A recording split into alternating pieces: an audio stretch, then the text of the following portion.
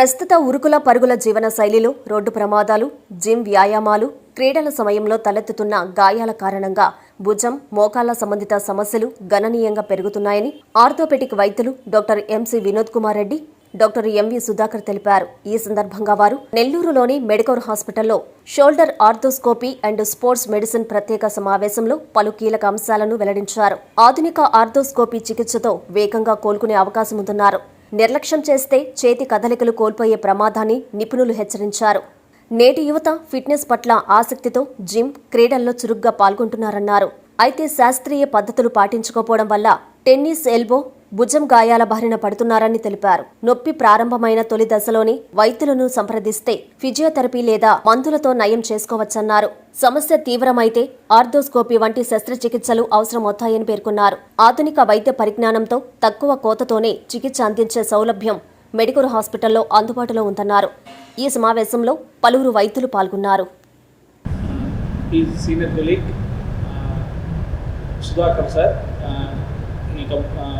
He is from Nellore, joined recently in Medicover Hospital. He is arthroscopic and joint replacement surgeon.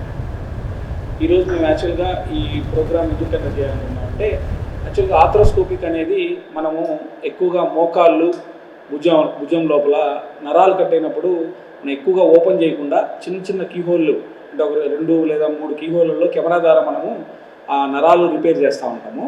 So అదేంటంటే యాక్చువల్గా ఎక్కువగా మోకాళ్ళు ఎక్కువగా చాలా సంవత్సరాల నుంచి చేస్తూ ఉంటాము.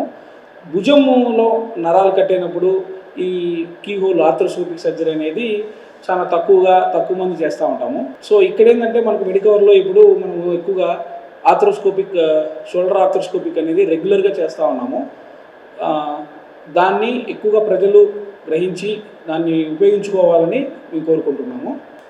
మనకి కీహోల్ సర్జరీస్ అనేవి ఇది వెరీ ఫ్రీక్వెంట్. ఇప్పుడు ప్రపంచంలో ఎక్కడ తీసుకున్నా కానీ మనకు దాని మీద అవగాహన లేకపోవడం వల్ల చాలామంది దాన్ని డిలే చేసుకొని దీనికి ట్రీట్మెంటే లేదు అనే లెవెల్కి అర్థం చేసుకొని కాంప్లికేషన్ లెవెల్ స్టేజ్లోకి వెళ్ళిపోతారు. అంటే ఇప్పుడు భుజంకి కొంతమంది రొటేటర్ కఫ్, భుజాన్ని ఎత్తడానికి ఉపయోగపడే నరాలు, అంటే టెండాన్స్ అంటాం మేము మామూలుగా మెడికల్ పరిభాషలో. అవి ఏదైనా తెగిపోయిందంటే ఏం లేదు, వెనక పక్క నుంచి కార్లు వస్తువు తీసుకున్నప్పుడు కావచ్చు, లేదంటే షోల్డర్ మీద పడిపోయినప్పుడు కావచ్చు, ఇంజరీస్ జరుగుతాయి. ఇది 2 రకాలు జరుగుతాయి. ఒకటి యంగ్స్టర్స్, అంటే మనకు ఒక 40 years 45 years వయసు లోపల ఉండేవాళ్ళు జరిగే ఇంజరీస్. రెండోది డీజనరేటివ్, అంటే అరుగుదల వల్ల ఉపయోగం ఎక్కువ కావడం వల్ల జరిగే ఇంజరీస్. కొంచెం వయసు అయిపోయిన తర్వాత 45 50 తర్వాత జరిగాయి. 60 దాకా, 65 70 దాకా కూడా వస్తుంటారు. ఈ ఇంజరీస్ అన్ని వదిలేయడం వల్ల వాళ్ళకి పెరి ఆర్థరైటిస్, అంటే భుజం చుట్టూ ఈ లెగమెంట్స్ పెరసగట్టుకుపోయేసి చెయ్యతలేరు అనమాట. సొంతం ఇప్పుడు ఆడవాళ్ళు అయితే ముడిగా అంటే వెంట్రుకలు కట్టుకోలేరు, వాళ్ళు డ్రెస్సెస్ వేసుకోలేరు, సోప్ వేసుకోలేరు, చాలా కష్టపడుతుంది. వాళ్ళ డయాబెటీస్ కూడా ఉందంటే ఇంకా జబ్బు దుగునీకృతం అయిపోతుంది. అంటే వాళ్ళందరికీ అవగాహన లేకపోవడం చాలామంది ట్రీట్మెంట్. ఇప్పుడు మా దగ్గర ఈరోజు ఒక సర్జరీ జరిగింది, రేపు ఒక సర్జరీకి వెయిట్ చేస్తున్నారు. ఆవిడ గత 3 నెలల నుంచి ఇట్లే తిరుగుతున్నాం. మేము దీన్ని ప్రధానంగా ఇది కండక్ట్ అనే కారణం ఏంటంటే, ఒక అవగాహన తెలియాలి, దీనికి మంచి చికిత్సా రీతులు ఉన్నాయి, దాని ట్రీట్మెంట్ లేని జబ్బు కాదు అని ప్రజలకు కూడా మీరు మీ ద్వారా ఈ సందేశాన్ని చేరవేయాలనేది కూడా ప్రధాన ఉద్దేశం అనమాట. ఆవిడ ఏడుస్తుంది అనమాట. వాళ్ళ అబ్బాయి నాకు నార్వే నుంచి ఫోన్ చేశారు. ఏంటంటే, అన్నయ్య అమ్మ ఏడుస్తుంది, ఇది ట్రీట్మెంట్ లేదంటున్నారని చెప్పేసి. అలాంటి ట్రీట్మెంట్ లేదేం కాదండి, రొటేటర్ కఫ్ చక్కగా రిపేర్ చేసుకోవచ్చు. అర్థమైందా? వయసు అనేది ఒక ఫ్యాక్టరే కానీ అది ఒక పరిమితి కాదు. దాన్ని మేము ఏం చేస్తాం అంటే, కీహోల్ రూపేణ 3 లేదా 4 ఒక 1 సెంటీమీటర్ 0.5 సెంటీమీటర్ రంధ్రాలు వేసి ఆ కఫ్ను మనం చుట్టూ పైన ఉండే ఎముకలంతా క్లీన్ చేసి ఈ కఫ్ని కరెక్ట్ యథాస్థానానికి తీసుకొచ్చేసి సింగిల్ రో లేదా డబుల్ రోలో రిపేర్ చేయడం జరుగుతుందన్నమాట. మళ్ళీ వాళ్ళు క్రమేణా ఫిజియోథెరపీ చేసుకొని వాళ్ళ పూర్వస్థితికి వెళ్తూ వాళ్ళ అన్ని పనులు చేసుకోవడానికి వాళ్ళకి అవకాశం ఉంటుంది. ఒకటి రొటేటర్ కఫ్, రెండోది షోల్డర్ డిస్లోకేషన్స్. మాకు కలిసి యాక్చువల్గా సార్ చెప్పినట్టు యాక్చువల్గా మెయిన్ మనం చేయి పైకెత్తడానికి కారణము రొటేటర్ కఫ్ మజిల్స్. అవి మనం కట్ అయినప్పుడు పెద్దగా ఓపెన్ చేయకుండా కీహోల్ ద్వారా రిపేర్ చేసుకోవచ్చు. ఇది యాక్చువల్గా ఏంటంటే మనకు యంగ్స్టర్స్లో రోడ్ ట్రాఫిక్ యాక్సిడెంట్స్ కానీ, స్పోర్ట్స్ ఇంజరీస్ వల్ల కానీ అవుతుంది. అట్లాగే పెద్దవాళ్ళలో అరుగుదల వల్ల కొంచెము ఆ టెండాన్ అనేది పలసబడి దాని నుంచి కట్ అయ్యేదానికి కూడా ఛాన్సెస్ ఉంది. సో అట్లా కాకుండా ఇంకొక మెయిన్ రీజన్ వచ్చేసి షోల్డర్ డిస్లోకేషన్. తెలుగులో ఏంటంటే భుజము తొలగడం అంటాం. ఇది ఎక్కువగా యంగ్ పీపుల్స్లో వస్తూ ఉంటుంది. సో ఒకసారి భుజం తగిలినప్పుడు మామూలుగా కామన్గా రూల్ ఏంటంటే కూర్చోబెట్టేసి ఒక 1 నెల రోజులు రెస్ట్ ఇచ్చి తర్వాత మూమెంట్ స్టార్ట్ చేస్తారు, ఓకే అంటారు. మళ్ళీ రెండోసారి వచ్చినప్పుడు కూడా, మూడోసారి వచ్చినప్పుడు అట్లా కూడా మళ్ళీ కూర్చోబెట్టి మళ్ళీ స్టార్ట్ చేస్తారు. కానీ ఈ 2 సార్లు 3 సార్లు కంటే ఎక్కువ వస్తూ ఉంది అంటే లోపల మనకు తెలియకుండా బోన్ అనేది అరుగుదలకు వచ్చేస్తుంది. గ్లీనాయిడ్ బోన్ లాస్ అంటాం అన్నమాట. అది వచ్చినప్పుడు ఏమవుతుందంటే అప్పుడు అంత దూరం తెచ్చుకునే ఏమవుతుందంటే సర్జరీ కూడా కాంప్లికేటెడ్ అవుతుంది. అంటే సింపుల్గా పోయేదాన్ని పెద్దగా తెచ్చుకోవడం అంటారు. సో అందుకనే యంగ్ పీపుల్ ఎవరైనా సరే షోల్డర్ ఫస్ట్ టైం కానీ సెకండ్ టైం కానీ తొలగినప్పుడు ఎంఆర్ఐ స్కాన్ తీసుకొని ఎంఆర్ఐలో మనకు గ్లీనాయిడ్ బోన్ అనేది చుట్టూరు ఒక లేబ్రమ్ అనే పొర ఉంటుంది. ఆ పొర చినిగిపోవడం వల్ల మనకు మళ్ళా షోల్డర్ డిస్లోకేట్ అవుతూ ఉంటుంది. సో దాన్ని కూడా మనం ఆర్థ్రోస్కోపీ ద్వారా ఆ పొరని రిపేర్ చేస్తాం. రిపేర్ చేసినప్పుడు ఏమవుతుందంటే మళ్ళా మనకు షోల్డర్ డిస్లోకేట్ కాకుండా ఉంటుంది. సో దాని ద్వారా ఏమవుతుందంటే మనకు మళ్ళీ బోన్ లాస్ అదంతా ఉండదు. ఒకవేళ ఒక 10 డిస్లోకేషన్స్ 15 డిస్లోకేషన్స్ అయిన తర్వాత కూడా మన దగ్గరికి వస్తూ ఉంటారు. వాళ్ళలో ఏంటి అంటే బోన్ లాస్ ఎక్కువ ఉండడం వల్ల సో ఆ లేబ్రమ్ పొర రిపేర్ కాకుండా బోనే పెట్టాల్సి వస్తుంది. దాన్ని మనము లెథర్జెట్ సర్జరీ అంటాం. అదేంటంటే కాంప్లికేటెడ్ సర్జరీ, ఇంకా సో రికవరీ లేట్గా ఉంటుంది. తర్వాత కొంచెం మూమెంట్స్ కూడా ఆఫ్టర్ సర్జరీ కొంచెం కాంప్రమైజ్ కావాల్సి వస్తుంది. సో అంత దూరం పోకుండా ఏదైనా సరే భుజం తొలగినప్పుడు తొందరగా వచ్చి ఎంఆర్ఐ అవన్నీ తీసుకొని సర్జరీ చేయించుకుంటే ఫ్యూచర్లో ఎటువంటి ప్రాబ్లం ఉండదు. అండ్ మనకు భుజం తొలకముందు ఏ విధంగా ఉండిందో ఆపరేషన్ చేసిన ఒక 3 to 6 months తర్వాత కూడా మనకు నార్మల్ మూమెంట్స్, మళ్ళీ స్పోర్ట్స్ యాక్టివిటీస్కి మళ్ళీ తొందరగా వెళ్ళడము జరుగుద్ది. సో అందుకని మేము ఒక అవగాహనలాగా ఈ ప్రోగ్రామ్ కండక్ట్ చేస్తున్నాము.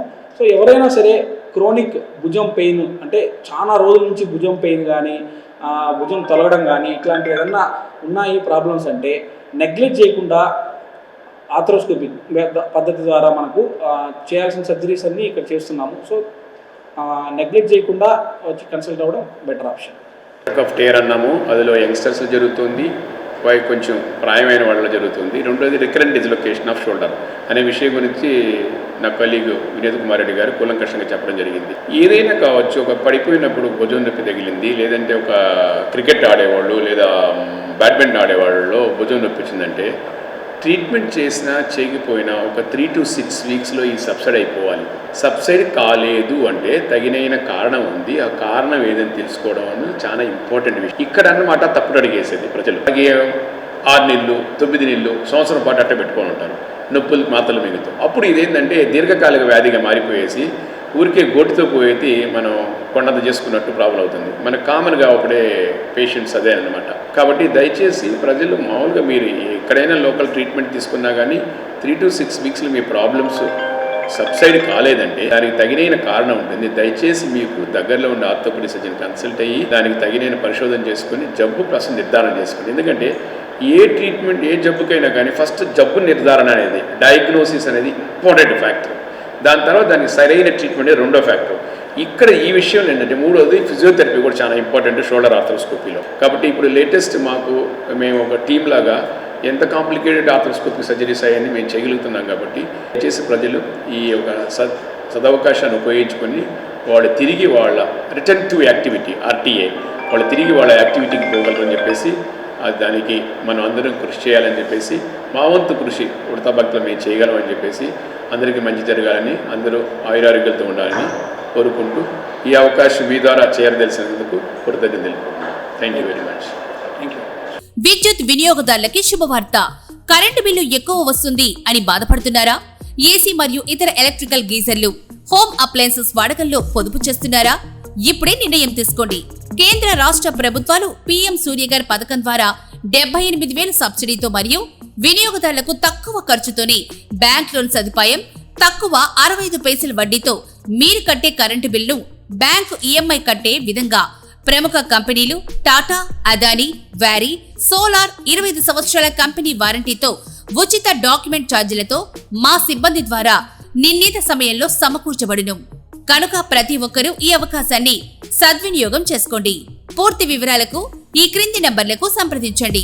9985 2999995, 94904 71476, 917770 38604. Terosol green energy solutions private limited, Andhra Pradesh అన్ని జిల్లాల్లో అందుబాటులో ఉన్నాయి.